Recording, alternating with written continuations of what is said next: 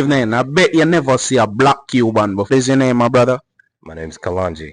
All right, and what's your origin? African American. And Cuban.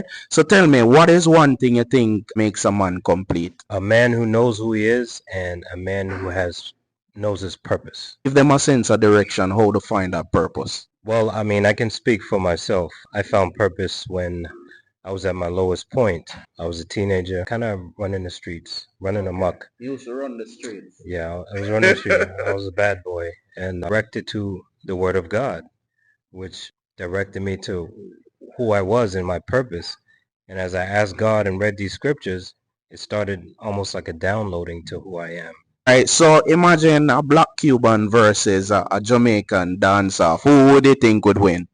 Dance off, you'd win. What's a part of your culture in terms of food? So soul food is one of their main dishes that they eat.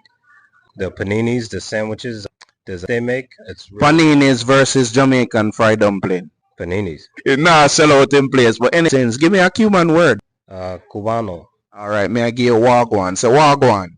Cubano, nada.